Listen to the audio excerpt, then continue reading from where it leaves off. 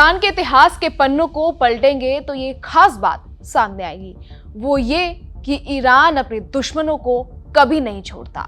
सदियों पुराने इतिहास में फारस का बदला मशहूर है। इजराइल ने जब ईरान पर हमला किया तो ये तय था कि ईरान भीषण बदला लेगा। कल रात वही हुआ, इजराइल में तबाही मच जाती, लेकिन इजराइल का एक दोस्त ईरान के बारूद और इजराइल के बीच कवच बनकर आ गया।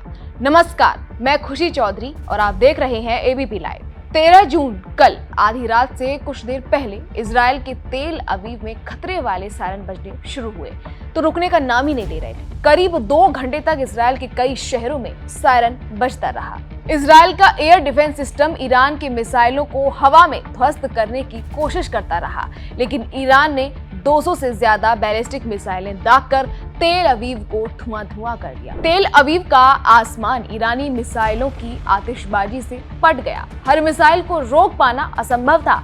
ईरान ने इजराइल में कत्लेआम मचाने की ठान ली थी, लेकिन ईरान के कई मिसाइल टारगेट तक नहीं पहुंच पाए, जिसकी वजह से तबाही कम हुई। नहीं तो ईरान के हमले में इजराइल में जो मंजर दिखता, उसकी कल्पना करना मुश्किल है। दरअसल अमेरिका और ब्रिटेन ने इजराइल को कल रात यानी 13 जून को सैन्य मदद देकर ईरान के हमले से होने वाले नुकसान को 80% तक कम कर दिया।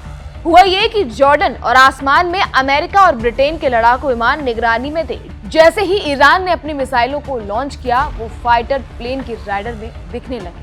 मिसाइलों की ऊंचाई और दिशा देखकर टारगेट का पता चल गया। फाइटर पायलट ने इसकी सूचना तुरंत कमांड सेंटर को दी और अमेरिकी कमांड सेंटर ने इजराइल के जनरलों को अलर्ट कर दिया। यानी इजराइल के 2 बातें पता चल गई। पहली ये कि ईरान ने 200 से ज्यादा मिसाइलों को लॉन्च किया है और दूसरा ये कि उनका टारगेट कहां है।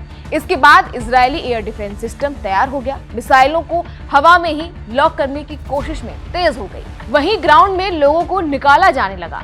उन्हें बंकर में भेजने का इजराइल को वक्त मिल गया। वैसे ईरान के मिसाइल 15 मिनट के अंदर ही टारगेट को हिट करने की क्षमता रखते हैं। इजराइल के रडार पर जब उनको देख पाते तब तक उनके पास सिर्फ 5 मिनट का ही समय रहता, लेकिन अमेरिकी फाइटर प्लेन ने मिसाइलों के लॉन्च होते ही जानकारी दे दी, तो इससे इजराइल को 12 से 13 मिनट का तैयारी का वक्त मिल गया। जाहिर है, जहां एक सेकंड की कीमत हो, वहां 12 से 13 मिनट का मिलना इजराइल के लिए संकट मोचन का काम कर गया और वो ईरान के कई मिसाइलों को हवा में ध्वस्त करने में कामयाब रहा, नहीं तो तबाही भीषण होती। खैर, फिलहाल इस खबर में इतना ही।